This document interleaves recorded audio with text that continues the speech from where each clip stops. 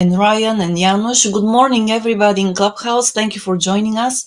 We are starting the club. Oh, yes. Okay, here we go. Woo-hoo. Let's go. Yes. Woo-hoo. There you go. Thank you. Moonwalking. There we go. Sunshine coming right up. Woo. There you go. Okay, good morning. Good morning once again to everybody who is watching us on YouTube and LinkedIn, listening to us in Clubhouse. It's a pleasure to once again have with us Timothy Langley, the CEO of Langley Squire. Here with us, who is going to report about the latest in Japanese politics, but not only, because Timothy usually touches upon other events happening here in Japan, events that impact your business and life here as well. And I'm not going to keep anybody waiting any longer. So, Timothy, I would like you to give us the gist of today's briefing before we dive into Okay. each topic one by one. So, here we go. Thank you very much, Maya, and good morning, everybody. Today is September 8th, 2024. This is episode 187, Maya. Congratulations. We To you talk. too. Thank you. We talked to you about what's going on in Japanese politics, the economy, what's going on geopolitically. There's a lot going on. There's so much going on that I apologize. And also, the sun is starting to come up. I will be in full frontal sunshine in about 15 minutes, about halfway through our briefing. So please forgive me if I begin to wilt. But today, the major focus of my briefing today focuses on Japanese politics and what's going on there, because there is so much going on. And the election campaign hasn't even started. So I'm going to focus mostly on that. But like Maya said, there are lots of other things going on. Mr. Kishida visited Seoul for 2 days. He came back yesterday. 2 days in Seoul. It's his last trip as prime minister to visit with Mr. President Yoon, a very critical component of Japan's geopolitics, together with the United States. Several accords were made in Camp David about this time last year, and he's following up on that. The new prime minister will have to take over from that, and we're really curious about how that's going to go. Not at the same level, but the Pope is in Papua New Guinea. He's in Singapore. Maybe 12 days he's traveling throughout the region. He's not coming to Japan, obviously, because that would have been a pretty big piece of news. 2+2 was in Australia just this week on Thursday and Friday. The foreign minister and the defense minister were there. Just 2 weeks ago, there was a 2+2 in India. 2+2 is going very strong to provide a kind of deterrence or a unified approach to dealing specifically with China. So that is beginning to ratchet up. The LDP race starts on the 12th, which is Thursday of this week. There are 6 candidates now. We expect maybe 3 or 4 more. I'll get into that a little bit more. But this week, the election campaign starts. The Constitutional Democratic Party already started their race. They launched it yesterday. There are 4 candidates there. So they have announced, they've been on TV, and their election campaign will end on the 23rd. The Komeito leader, Mr. Yamaguchi, 15 years in the spot, has decided that when they hold their convention this time, which ends on the 28th, he will give up the ghost, and a new leader will be elected by Komeito members. Likely. The Kishida faction formally dissolved, so it is the second faction, LDP faction, after the Moriyama faction dissolved. Moriyama had 8 members. It was the first, even though it was the faction that didn't have any smattering of the kickback scandal, it was the first to fold. Mr. Kishida's faction, likewise, it is said, had nothing to do with the kickback scandal. That was all, or predominantly, the Abe faction. But he has formally announced to the Internal Affairs that he will close his office, and Kochikai, with a 67-year history, will dissolve. 46 members are now kind of independent, but they're still, together as a policy research group. And finally, before I turn it back over to you, Maya, I want to remind everybody there is so much going on. It's so important, this LDP campaign, that we're going to give you a bit of a preview of what the election looks like 3 days before the election with Dan Harada, Tim Langley, talking on a lunchtime briefing on the 24th of this month. So it will give you a little bit of an update, what's going on, what's likely to happen. But I think for those that are of us that are following it, we kind of know what's going to spill out. But I'll talk about that a little bit more today. Dan Harada and I will get into it in much more detail after most of the campaign has finished, and then 4 days later or 3 days later, there will be the election, and then we'll all know. Maya? Yes, one thing to add, the briefing will be online. It will be streamed on LinkedIn and YouTube at the accounts of Langley Esquire. So Thank watch you. out for notifications there. We'll have it scheduled very soon. And you, We have if you we have 3 weeks, right? There. So this is stay with just a yes, promotion that yes. it's coming up, but we already know that there's going to be so much contention. There's going to be Mhm. so much controversy. The stakes are so high, but we wanted to give you that heads up. Yes, indeed. Okay, thank you. And now I would like to give a shout out to our first sponsor, Kanchu.com. Kanchu.com offers bilingual services to individuals who want to buy and sell real estate in Tokyo and Yokohama. So, if you are thinking about any such a project, please be feel free to contact James Howell at kanachu.com so that you can talk with him and let him actually customize their services to your needs. So Kanachu.com, it is our first sponsor. Thank you very much to you, Kanachu, and thank you very much to you, James, for being there. And now we are back to our briefing with Timothy Langley. Timothy, I think it's time for the deep dive. Thank you very much, Maya. As you can see, I am on the beach here on the peninsula of the Boso Peninsula. That's the Chiba Prefecture Peninsula. And behind me here is the Yokohama Peninsula. So this span, the ships going in and out are coming into the Tokyo harbor. And I'm in a somewhat of an exposed area. As the sun comes up, I will get more and more sunshine on my face. The temperature is not too bad today. There are a lot of people that will be coming out on the beach. It's still a little bit early. I think most of them are watching this briefing from inside their cars. Um, but I would like to try and get through this briefing as quickly as possible so that I don't get totally fried. The LDP election starts on Tuesday.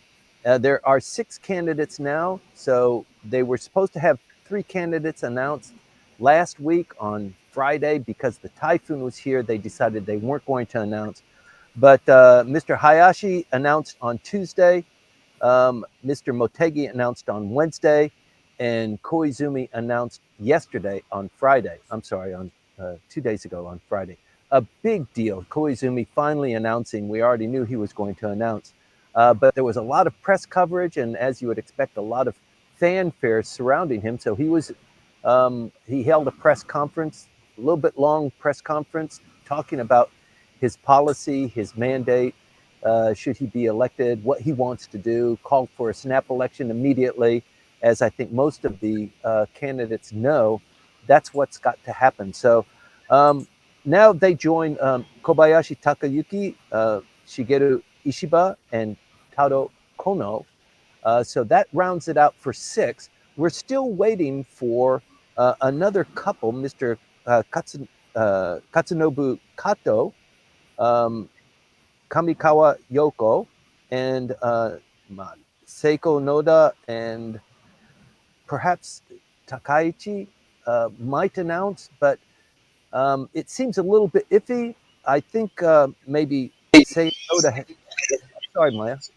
I can hear you strangling your cat. Oh, sorry. That poor cat.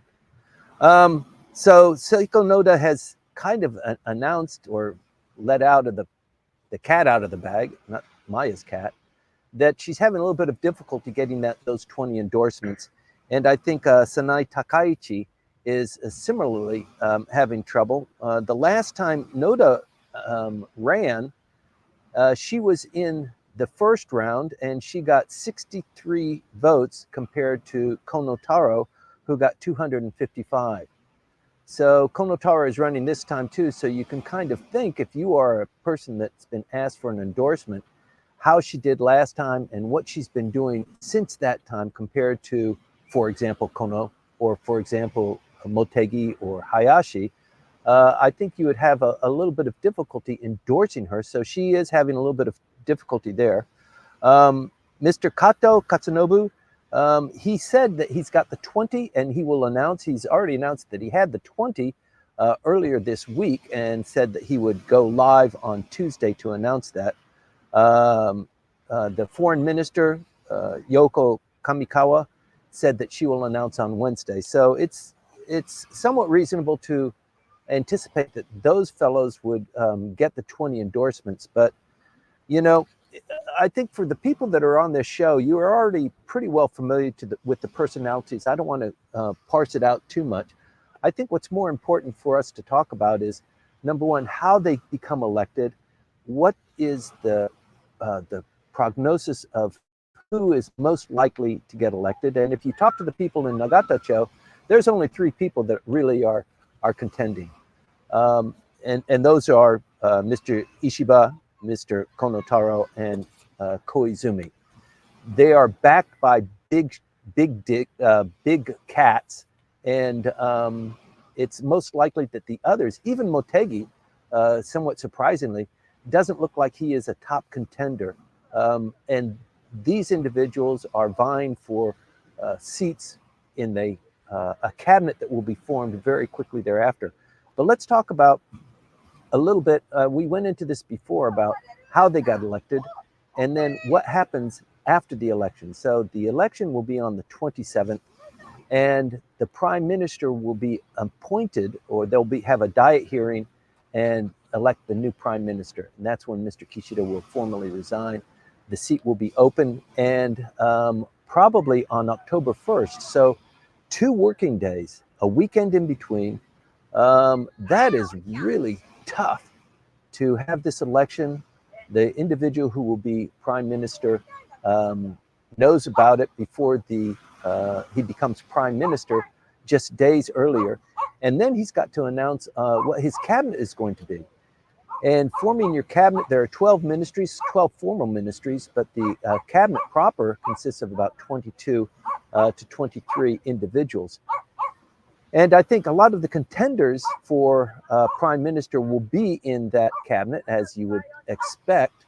And so I think most of this is, number one, vying for a position on the cabinet that will be coming up. Somebody killed that dog. And vying for that position as a cabinet minister, but also just promoting yourself as a potential candidate for prime minister the next time around. Of course, a couple of them will fall out and they won't run again, but you never know. Mr. Ishiba, this is his 5th time running. If he doesn't get it this time, I imagine he's not going to run for prime minister again. But can you imagine 2 scenarios? Number one, you run but you get defeated. That's not the end of your career. But if you are attempting to run, like Miss Seiko, Noda Seiko, and Takaichi, and you can't get those 20 endorsements, that's a huge loss of face in Nagata-cho. So we continue to watch this. The cutoff date is on the 20. Let me see. It's on Tuesday. Let me see. Is it Tuesday or Thursday? It's on Tuesday, the election campaign. So that's when the cutoff date is. So there's a lot to be anticipating here. Among the candidates that are running, Mr. Koizumi had a huge press conference and a lot of anticipation there.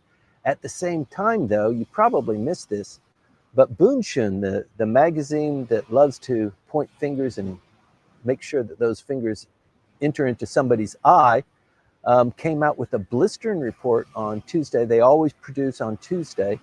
A digital version is available on Wednesday evening. Pointing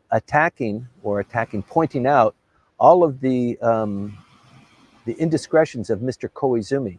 That came out on Thursday, and then Mr. Koizumi announced formally his candidacy on Friday. So you've got to imagine how much that hurt. And it's just the article. I'm not going to get into it here, but it's just going into all of the things, the misdirections, the mistakes, the picadillos he has had since becoming a member of the parliament. But it also goes into some of the other ones, but it particularly hones in on Koizumi. So Koizumi is a lightning rod. It is unlikely that in the final round he will become prime minister, but he does generate a lot of interest and a lot of attention from not just LDP members and card-carrying members of the LDP, but also to just the general public who want the LDP to be transformed. They want it to be fresh. They want it to be distant from, big government and big companies and money and politics. So I think that's really the theme that we're confronting now in this new election. We've got a couple of mavericks. We've got Mr. Kobayashi, we've got Shigeru Ishiba, we've got Kono Taro, who have pitched themselves as reformers. Mr. Koizumi as well, his father was a very famous reformer. But I think in the final analysis, it's going to be somebody who's got deep experience and great public appeal. I think the general population is looking for the LDP to be more transformed than it already has. And I think give it a couple of years, people will look back on this era of Japanese politics, and Mr. Kishida will get kudos for having disbanded the LDP factional system. Right now, he's not very favorite, and he's stepping out. He's not even very much engaged in the internal politics now. But I think history will be kind to him for changing Japanese politics. Let me see. We've got a 14-day campaign that starts. And what's going to happen after that? Mr. Koizumi said it. Mr. Ishiba didn't say it as loudly. Kono Taro has indicated that as soon as he becomes prime minister, there will be a snap election to endorse or to kind of confirm the policies that are described by the prime minister. So the prime minister, the president of the LDP, becomes the president on the 27th. He becomes prime minister 4 days later on October 1st, and he forms his cabinet and makes his pronouncements about what he's going to stand for, what he's going to do, what he's going to bring to the Japanese people.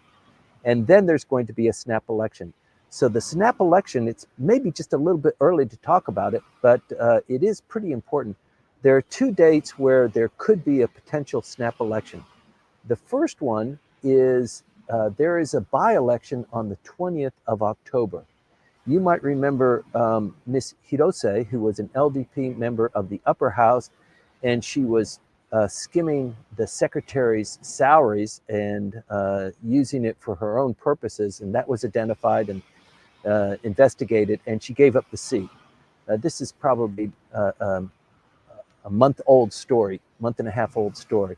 The LDP was lambasted as a consequence of that, and she resigned, and that seat is open, and there's a by-election twice a year, and the next by-election, we had one maybe 4 months ago, you'll remember that, where the LDP didn't win very handily, and the Constitutional Democratic Party did. This by-election is just for that one seat in the upper house. The LDP is not running a member in that election. That's on the 20th, and it coincides with an opportune time to have a general election, because first of all, the LDP is not even going to run a candidate there. They're so embarrassed and nobody would run there. The Constitutional Democratic Party has put a candidate there. It is the candidate who held the seat before he was defeated by Miss Hirose 5 years ago. And so he's going to run again and be supported by the Constitutional Democratic Party and most likely win. So for the LDP to have that as a kind of another arrow thrown at them, one idea is just to collapse all of the election for the lower house onto that date. And so it kind of camouflages the fact that in that particular prefecture, the LDP didn't do very well. On the other hand, it really puts the new prime minister in a difficult position because it only gives him 15 days between the time that he becomes prime minister to the time that they have the general election. So the idea is to push it 1 week later to the 27th, I believe it is, of October to have a general election. So more likely than not, we've been watching the tea leaves for a long time. You'll remember that we also talked about Komeito. Komeito is having their convention that will be ending on the 28th of this month. Of this month. That's one day after the election for LDP president. Komeito will have a new leader. Mr. Yamaguchi has announced just recently that he's not going to run. After 15 years, he's not going to run. But Komeito typically has an election that is uncontested. And his the candidate for election is the Secretary General now. He's also the Minister of Land and Transportation, Infrastructure, and Tourism. So Komeito, as a member of the coalition, gets one cabinet seat, and that's the cabinet seat that they have. And not to be too suggestive, but it is a powerful seat. It is the ministry that Kakue Tanaka used to launch his political career. It's a ministry that's fraught with potential political corruption and paybacks and kickbacks and that sort of thing. And Komeito has that position. Komeito is the clean government party, as you know. But having an election was, we thought that Mr. Yamaguchi, he actually said, if there's going to be a general election, we shouldn't change leaders in Komeito. And the fact that he decided that he was going to resign and turn over the leadership indicates that he didn't think that there was going to be a general election. But now, all things being somewhat splayed out for us, it does very definitely look like there'll be a general election as soon as the prime minister and the cabinet is formed. So we're going to be looking forward to that and keep you attuned to what's going on. There's more stuff to report. The election dynamics, we went into this a little bit last week. So there's 2 rounds to select the LDP president. In the first round, all of the candidates are put up there. There are 366 members of the LDP who are in the Diet. And those votes, they will vote for any one of the 6 or 8 or 10 candidates. There are similarly 366 votes that are distributed to the million or so LDP members, the card-carrying members, that are spread throughout the entire archipelago. And they vote for a candidate as well. So it's even, Stephen. The members of the parliament have 366 votes, and the members of the LDP have 366 votes. In that first round, they select, if there's one candidate, it's unlikely in this race. If one candidate receives more than 50%, he becomes president. That's unlikely to happen in this election campaign. There's never been more than 5 candidates in any LDP election. So right now we have 6, and it will more than likely increase. In any event, excuse me. In the first round, the members of the Diet vote and the members of the LDP vote, they calculate all of those votes, and they come up with 2 candidates, the top 2 candidates. And then they go into the second round. And in the second round, the voting dynamics change. 366 Diet members still have a vote each, but the million LDP members, they are coalesced into the 47 prefectures, and each prefecture gets 1 vote. So if the number 1 candidate in Hokkaido turns out to be, for example, Mr. Koizumi, then Koizumi gets 1 vote from one of the 47 prefectures.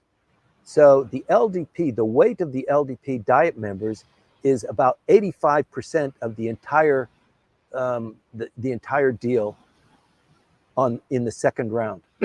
And by the way, this all happens within 45 minutes of each other. They have the first round, and then they have the second round. So everything will be decided on the 27th. In the LDP headquarters, it will be a news fest on that day. We can get into it a little bit better in the Q&A if you want to, but this race is so unique for so many reasons. It's the first time for more than one candidate to come out of any faction. Forgiving me for saying that it's a faction, a policy research group. Mr. Kishida just formally dissolved his faction, but in the Kishida faction, there are two candidates. There's Mr. Hayashi, who is now the chief cabinet secretary, and Miss Kamikawa, who is the foreign minister. In the Motegi faction, there's Mr. Motegi that's running, but there's also Katsunobu Kato. In the Abe faction, which is still, it's a policy research group, it is still the largest grouping of any LDP members, 89 members, give or take. They don't have any candidate, but not an Abe candidate, but they did support Mr. Kobayashi. Of the 20 endorsements that he is required to produce in order to become a candidate, 11 of those came from Abe faction members. So that's a pretty interesting thing. Anyway, it's a lot of background. Some of that is interesting to some of you and irrelevant to others of you, and I don't mean to dwell too much on it, but it is important to put it out there for you. Moving on, the Constitutional Democratic Party has 4 candidates announced yesterday. Gosh, you've got to imagine Mr. Izumi, who has been the leader, is really in a difficult spot. He's got not only the former prime minister running against him, but he's also got the fellow who appointed him, who was the leader of the Constitutional Democratic Party, endorsed him to become the leader, and now he wants to come back for a second bite. That's got to really hurt. There is one other member, first time and female member of the Constitutional Democratic Party, who also got her 20 endorsements from the Constitutional Democratic Party members. And in fact, they don't need to be Constitutional Democratic Party members, but these 4 candidates will run up against it. And I think it's hard to tell, but I've got to imagine Mr. Izumi really is in a difficult position. Mr. Ozawa, as you know, is one of the political geniuses of the 20th century within the LDP. There's a faction within the Constitutional Democratic Party that is his faction. He is unlikely to run, but he will endorse somebody, and he endorses the former prime minister, Mr. Noda. So if you ask me to make a call, Mr. Noda looks like he's going to be a strong contender. It's a different deal with the LDP.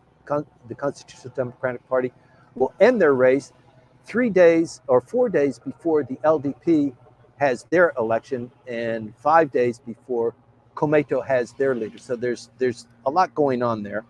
And the Secretary General and Minister of Land and Transportation, as I mentioned, Kenichi Ishii, will be the uncontested candidate to replace Mr. Yamaguchi. So there's a huge transition that's going on there right under our nose. So a lot is happening in Japanese politics. It's not just the LDP, but dynamically it's happening all over the place. And I might just point out that it's not just here in Japan. It's this kind of dynamic change is happening all over the world. So I think something's in the water. You'll remember that Ishin no Kai was victorious, almost kicked out all the LDP members in Osaka. They have taken over Osaka prefectural government, Osaka city government. They have the lower house wrapped up there. There is one member of the upper house representing Osaka, but in the contiguous state Hyogo, they were able to get, in conjunction with the LDP, a governor there, and that was a big deal. That was showing everybody that Ishin is on the march. Well, it's turned out that he's been criticized, lambasted for power harassment. He's had 2 people in his administration that have committed suicide, and the allegations of power harassment and him being mean and being, a king and wanting special treatment as a governor has been a focus of, pretty severe scrutiny. And it looks like a no confidence motion will be formed by the Constitutional Democratic Party and the LDP, the largest party in in Hyogo. Looks like that they've given it a nod and they're going to endorse it. So this governor, it looks like he might be have a no confidence motion. They're going to have to find another governor there. Ishin no Kai just hates it because it does, they were on a roll and then they began to slip a little bit.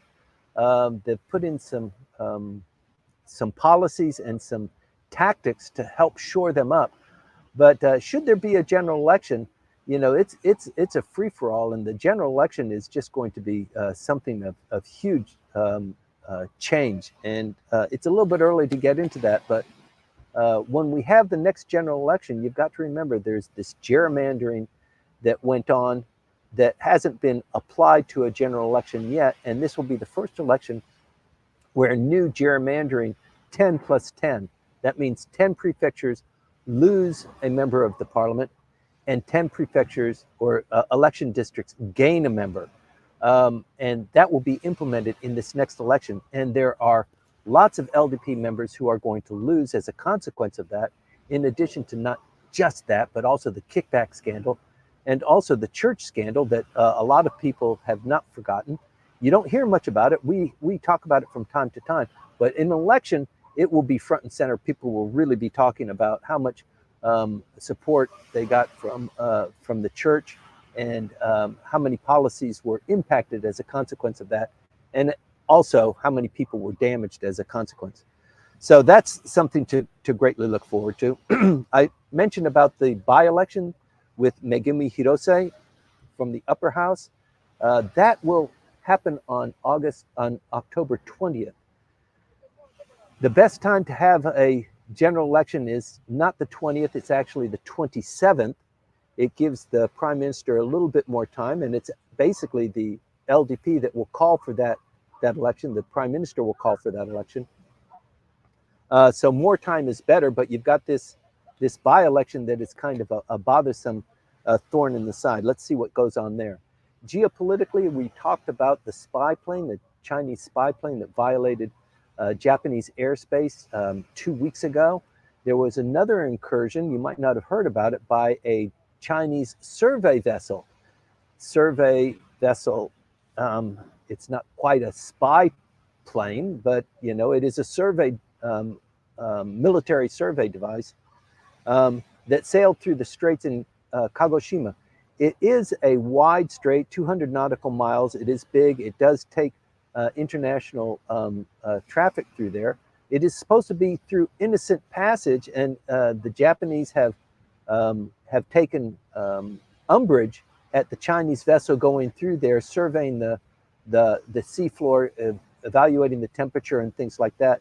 It's not particularly innocent passage, but the Chinese are beginning to ratchet up these incremental incursions at the same time that the United States and like-minded allies, Japan at the forefront, is having 2+2 and bringing together this collateral defense. The collective defense model to kind of, I don't know, not scare, but just in the event that there was to be something that the Chinese might launch, that they have to think about it, because everybody else on this side is already loaded for bear. There's so much going on militarily, sharing of defense assets, countries having reciprocal rights for troops and stationing of military aircraft and naval vessels in Japan. There's just so much going on. The tension is just continuing to increase. So we're going to continue to watch that, but it is somewhat upsetting to see this thing keep ratcheting up every week we talk about it. Mr. Kishida visited Seoul, as I said. That's his last hurrah. I think the new prime minister has got to put that top and center. Can you imagine the agenda that the new prime minister is going to have? in addition to having a general election right around the time that the United States is going through their election campaign too. The president of the United States will be decided on November 5th. And the prime minister of Japan will probably have a general election in midstream. And then he's got a packed schedule. He's got ASEAN +3 in Laos on October 8th. He's got the APEC Summit in Peru in mid-November. And then he's got G20 in Brazil on November 18th that the Japanese prime minister is duty-bound to attend. So whoever is the prime minister, I think he's going to need some serious geopolitical chops. That doesn't smell like Koizumi, although he has great public support. People want freshness. They want him. He had a great press briefing, by the way. But I think when it comes down to it, in the first round, there are 8 or 9 contenders. It comes down to 2. And I think, and most of Nagatacho also thinks, it's Ishiba, Kono, and Koizumi that will be vying for those 2 slots. And then the politics. The politics is already beginning. The race hasn't even started, so it's a little bit too early. But you can see a lot that's going on in the tea leaves already. But it's going to be a very interesting time, and starting on the starting this week for the election for president of the LDP, it will be launched. And then I think you're going to see a dynamic change in people's attitude and what they say about each other because they want to become prime minister, or they know they're not going to become prime minister, even though they're a candidate, and you'll see a little bit of sharing of assets, so to speak, with one another because somebody wants to become foreign minister or finance minister or something like that. But there is dynamic change underfoot right now. We're going to continue to report that to you. I really appreciate the opportunity to talk to you and brief you on this and be open for questions, Maya. And I just really appreciate the audience for tolerating and staying tuned with us as the sun comes up. Thank you. Thank you, Timothy. Okay, so thank you for the briefing first. But before we dive into the questions and answers, I would like to take a moment and say thank you to our other sponsor, Houze Inc. and Hana Urushisawa Howell. So Houze Inc., as you already know, is also offering bilingual services in the real estate area. So Houze offers construction and renovations plus commercial building construction, also custom home design. So if you have any of these projects on your mind and you're wondering who to contact, if you live in Kanto, the Kanto area, please reach out to Hana Urushisawa Howell on LinkedIn and Houze Inc. So you'll find the contact details in the description of the YouTube video. And of course, LinkedIn is always out there. Thanks a lot, Hannah. Thanks a lot, Houze. And Timothy, we're moving into the questions and answers now. We have quite a few of them, of the questions and comments here. And I'll start with the very first ones and the very first questions that came in very early this morning, even before we started the briefing, from Byron Johnston. So you are muted. Could you please, yes, unmute yourself? I was Okay. commenting on the eagerness of Byron. Yes, I love that. And to Yes, everybody thank who you. is, yes, to everybody who is listening to us, if you have comments, if you have questions, if you have something to add, please let us know on LinkedIn. You can share that in the comments on LinkedIn, or if you're listening in Clubhouse, please do that in the comment section in Clubhouse. Unfortunately, Clubhouse does not allow you, not only you, but us as well, to do the transition between Clubhouse and the platform, the live streaming platform, smoothly as it used to do so. So I'm sorry for that, but you can always share your comments there in written. Okay, so now I'll start with the comments, and first we go from Byron Johnston. Byron, let me find that, because on the other hand, Byron wanted to know about financing to yes, become finance. president of the LDP. And he was also curious about when you become when there's an election and you're running for the lower house or the upper house, what's the split? How much money do you get from the government to run your campaign, and how much can you self-finance? Can you produce Yes, for yourself? yes. So I So let me found touch that. on that. Go ahead. Yes, please. Okay, so the question, the first was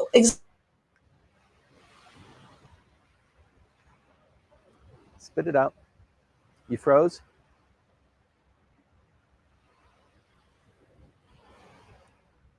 You froze on me, Maya.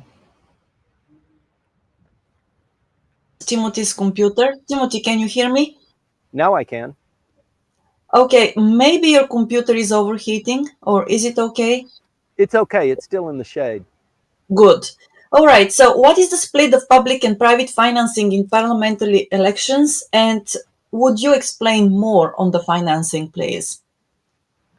Okay, so for candidates for LDP president, it's an LDP job. It is run by the LDP. So the financing there would come from the LDP, and then the candidates themselves, if you're a wealthy person, you can spend money, you just need to report it.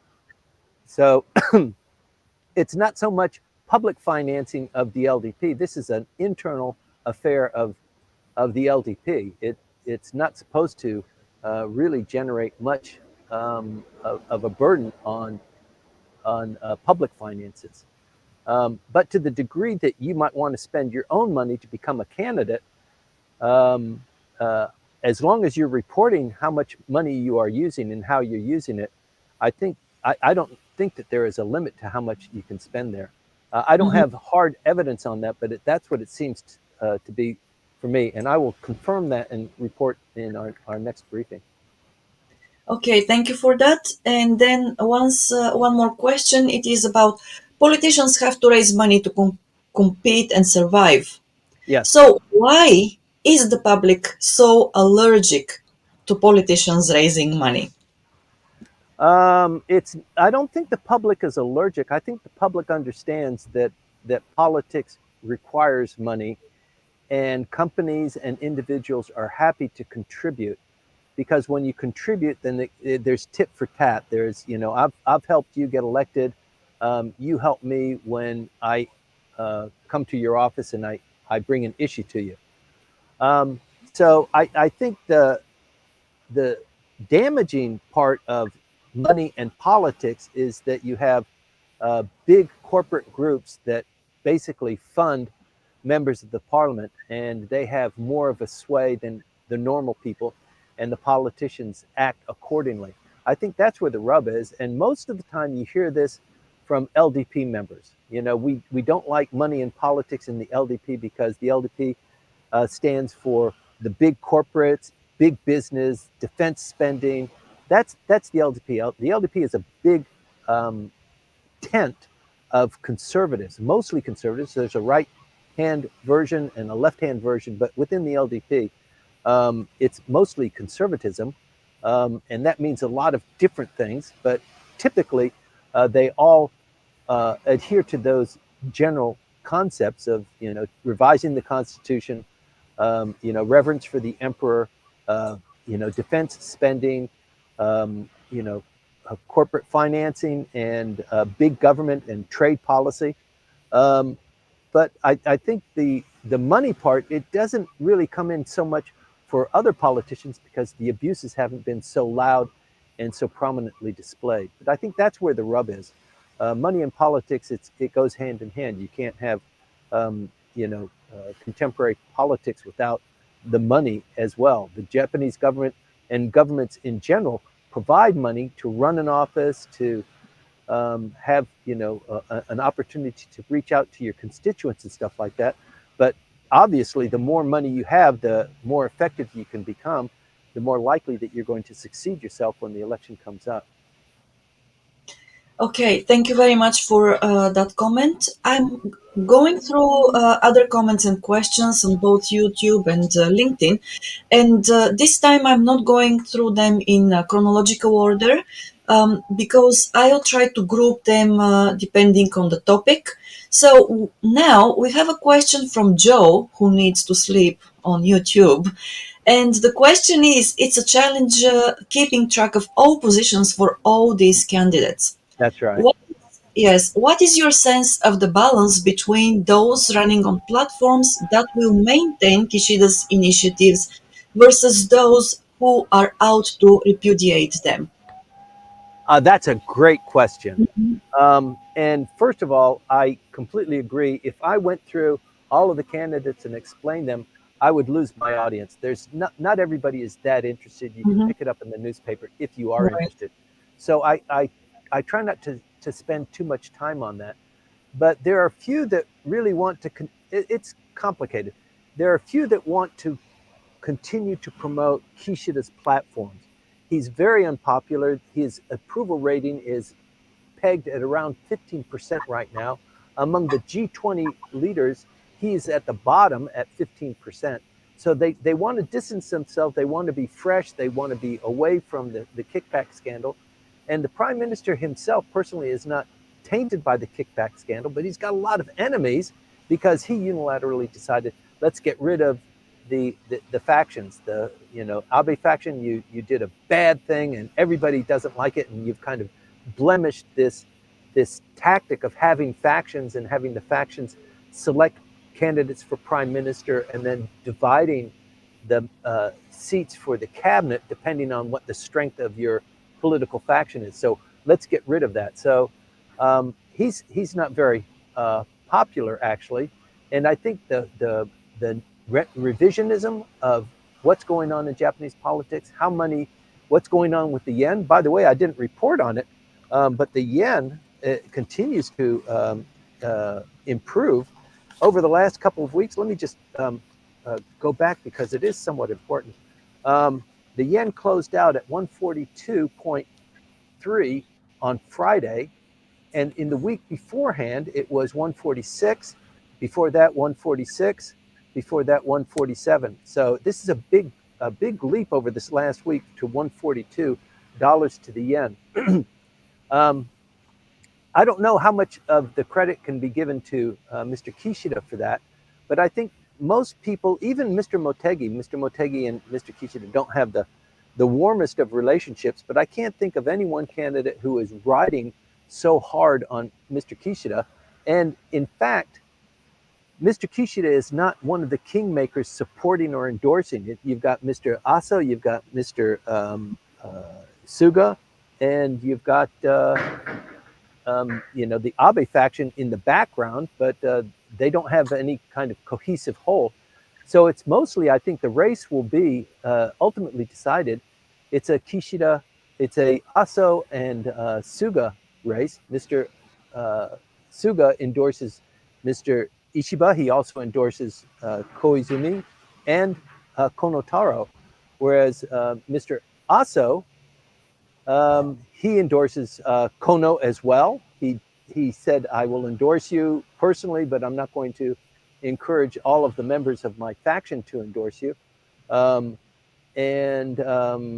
Kobayashi is endorsed, I think, mostly by, gosh, it's hard to say. Maybe Suga. I don't have firm numbers on that, but Okay. it's the big boys race in the second round. Right. Yes, it is indeed.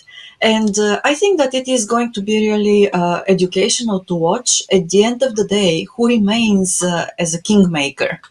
Because who knows, we never think about Mr. Kishida as a kingmaker, but at the end of the day, he might turn out to be one after, all the dust from the elections has settled down.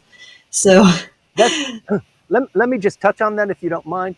In Japanese politics, as the prime minister, you report to a cabinet, the press is on you, you're scrutinized. If your son has a party in your house and invites some people and takes silly pictures, it's front page news. If you go on an international trip and he comes with you as your secretary, your formal secretary, and then he takes a trip to go buy some trinkets, that's huge news. So, as prime minister, you're somewhat restricted. You do have power. But once you finish being prime minister, that's where really you begin to build up. You've done favors for people, so it's time for you kind of call in some of those favors, but also your power, your influence continues to grow. Take a look at what we have right now. Mr. Suga used to be prime minister. Mr. Aso used to be prime minister. So that's where, yes, that's where kingmakers come from. Right. Well, thank you for that as well. Now, going to Joe's comment, Joseph Hunteman, because it builds up upon the previous question. So we are watching the individual candidates right now, but other than their respective political futures, do you see any substantive policy differences between the top three LDP candidates that will show up in the government eventually formed? Um, yeah, Mm, it really depends. I think it's like it's like politics. You know, you kiss babies and you make promises, but if a politician's lips are moving, then you already know that he's lying.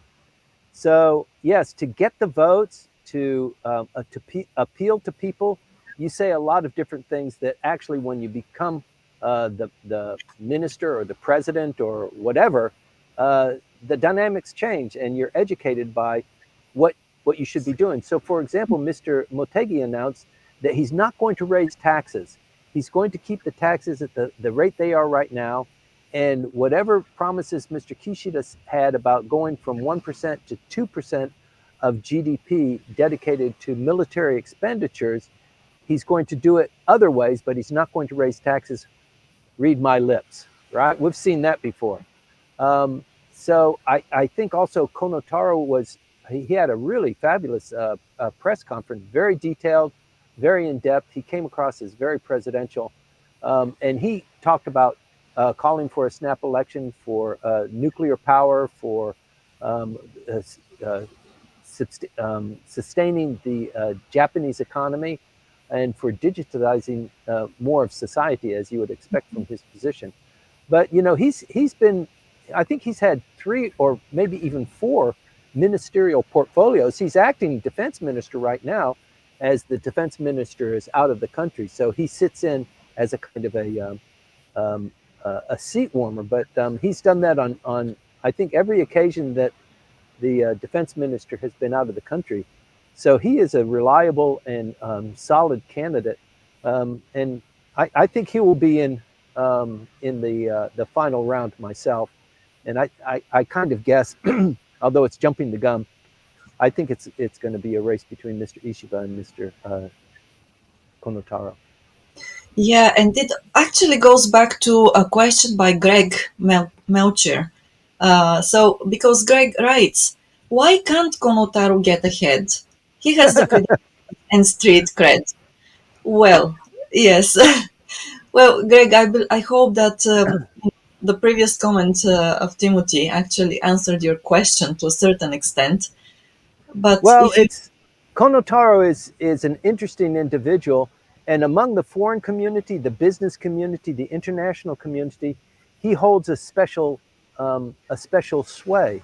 But he's not so dissimilar from Hayashi. Hayashi is, you know, he went to the Harvard School of Government Affairs. He worked inside the U.S. Senate as an aide. His English is impeccable. He's a he's a first class guitarist. He's the leader of the band that he helped form.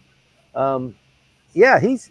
But I think, you know, and I think the prime minister indicated, you know, you can run if you want to, as long as you can do your current job without diminishing that. It's hard to run as a candidate and be the whole person that you want to be to the voting population, and be chief cabinet secretary. It's just such a tough job. Um, but also with Mr. Motegi, he is the Secretary General of the LDP. They announced just this week that his duties as Secretary General will be transferred to other people so that he can run as a mm, candidate without having to do his formal job. But in any event, once uh, the election for LDP president is over, he's gonna have a different job anyway. I mean, he's gonna have to resign as a member of the lower house, like everybody else, if there's a general election, and then we start all over again. right. Well, I'll continue with a couple of more questions on LinkedIn, and then I'll move to Clubhouse to see the questions there and comments. Okay. So first, Yuka. Yuka, thank you for the question as well. So she writes, an LDP member, no, sorry, an LDP leader candidate needs to collect 20 supporters. How does an LDP party member decide whom he or she want to support? One Great reason, question. yeah, one reason will be to secure a cabinet position under a winner he supported. But I noticed some members support less likely winners. Hmm. What are the rationales behind this? Okay, well, the currency inside Nagata Cho is you do favors for people. People owe you. There's debt, there's gratitude.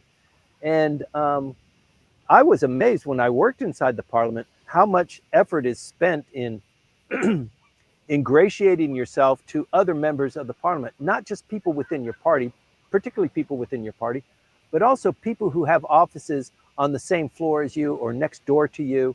Um, it's all, everybody's in the same club, they're in the same profession, and you don't want to create any enemies. And it's always nice in this culture, as um, you collect a debt of gratitude by doing things for people, by being nice to them and being unoffensive. So that's why sometimes I think Japanese language and Japanese debating skills are so um, maybe in some contexts graded as weak, because you don't want to be offensive, you don't want to destroy a relation, you don't want to say something that somebody's going to take off color, as I mean, look in the United States or in Italy. I mean, the things that are being said there. I mean, in Taiwan, they throw chairs at people. So that's not the way it's done here. And I think you can ask somebody to endorse you for a bunch of reasons. It is a calling in a debt or maybe incurring a debt. I think that's the way it can best be explained.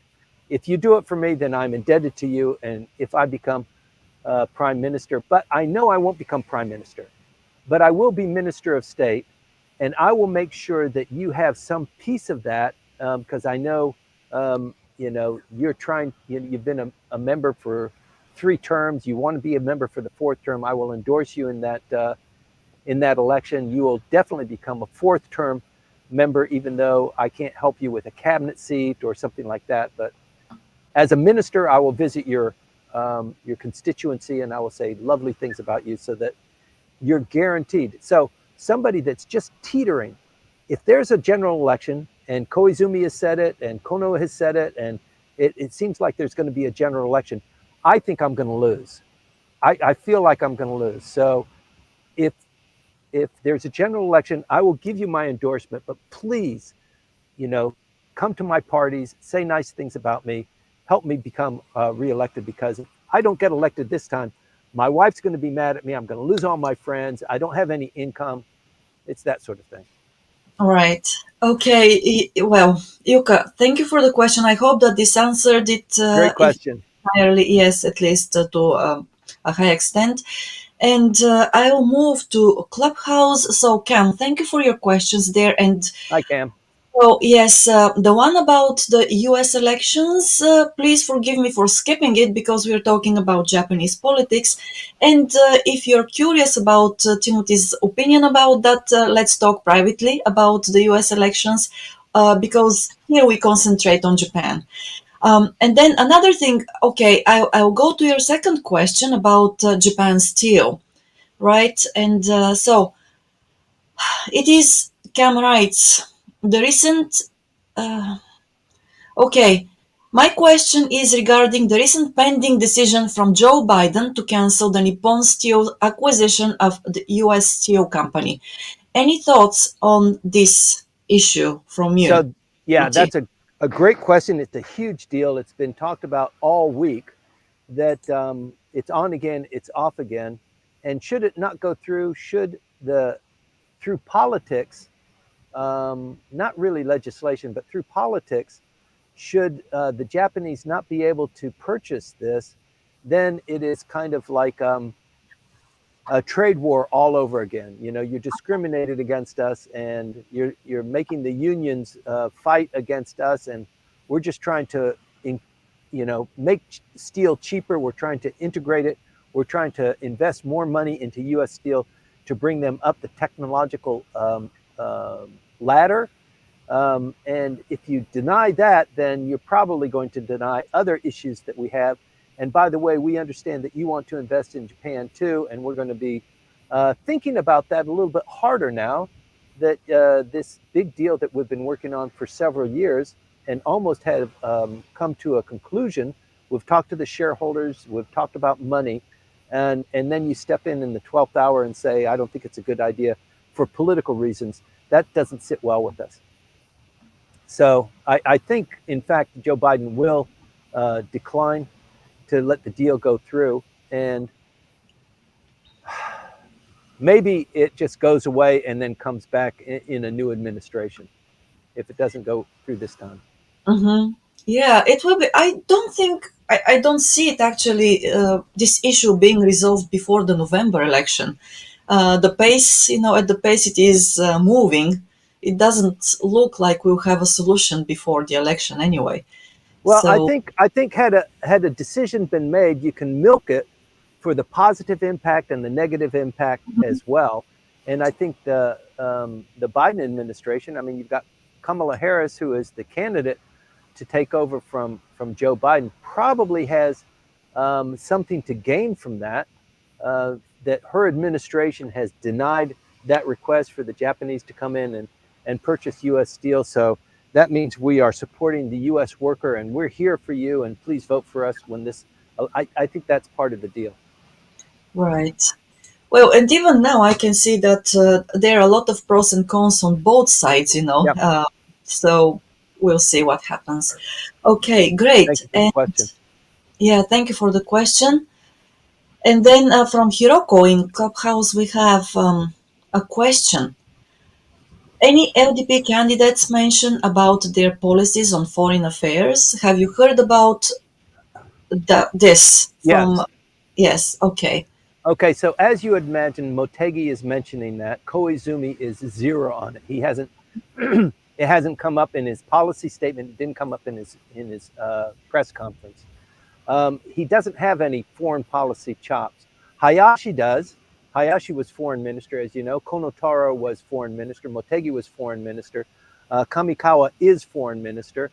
Um, and geopolitics and diplomacy plays a big role in Japan, as everybody knows. It's a trading nation. It's an island nation. It's surrounded by former enemies and in a very contentious region of the world.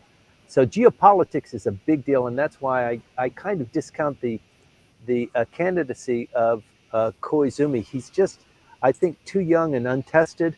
The ministerial portfolio that he held was not very long or onerous, but Mm, you've got some people that are really, really skilled. You've got even Mr. Ishiba has been cabinet minister.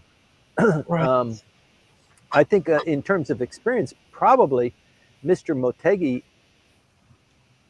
Yeah, I think Mr. Motegi is probably the most experienced. He entered politics at the same time that Shinzo Abe entered politics, so he's been in for a long time and has had several very important cabinet positions. He's a smart guy, not very well liked because he doesn't deal with idiots, and I think everybody is an idiot comparatively from his perspective.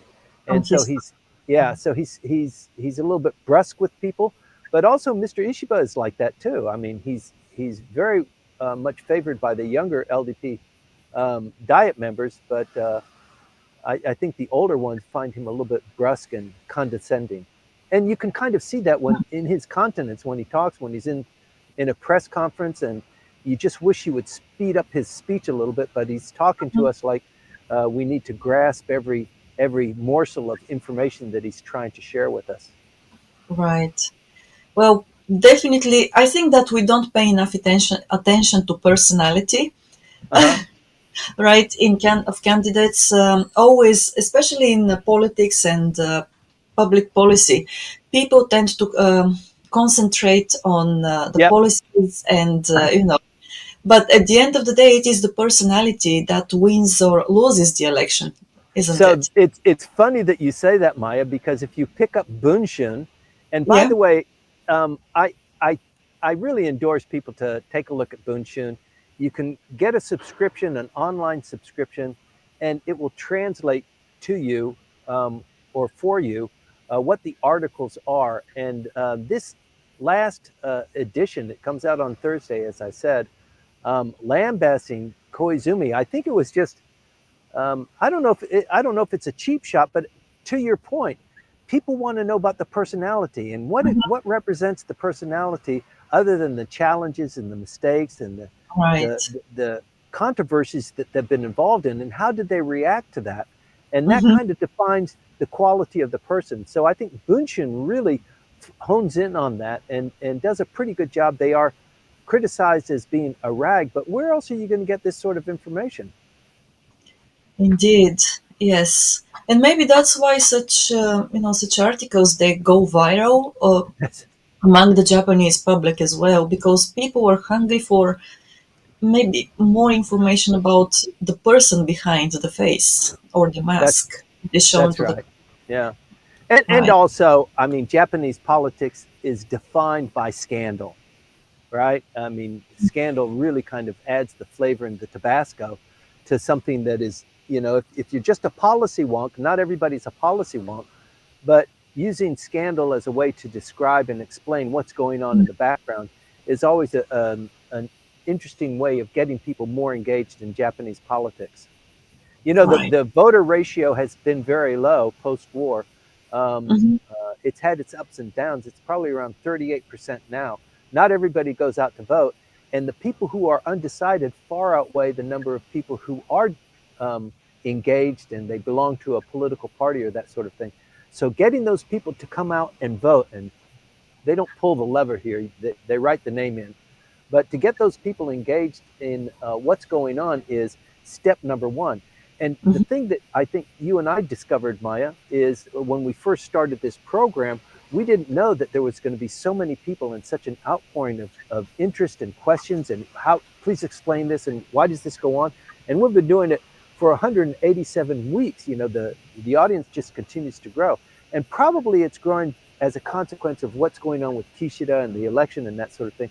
But I also think it's this rising appreciation for what Japan is doing geopolitically and their role in world governance and just this situation in this very volatile region.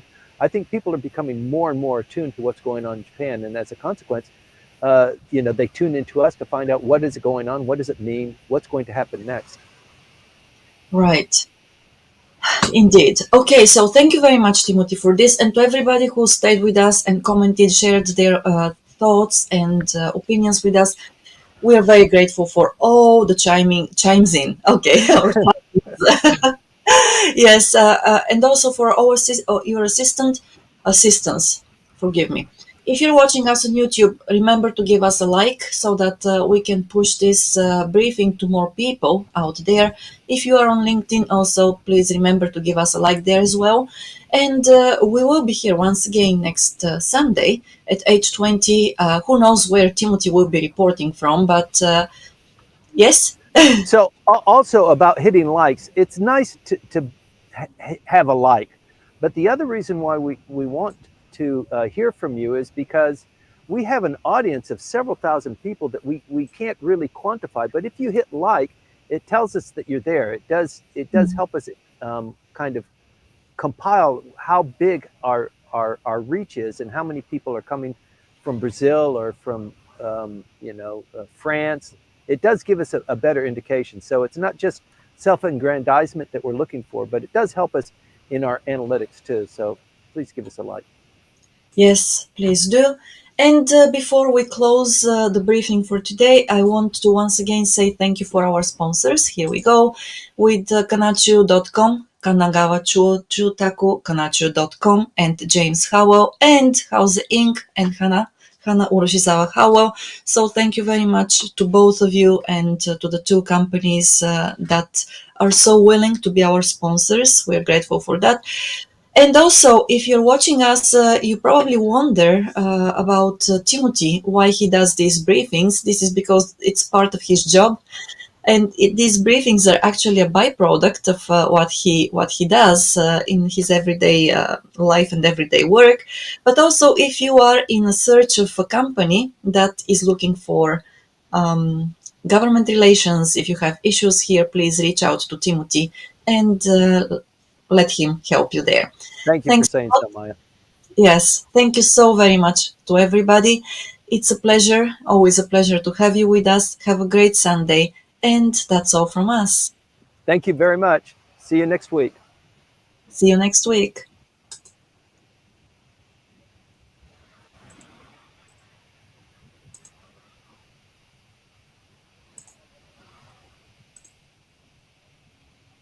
I hear you clicking through. Click, click, click. Yes. Click, click, click.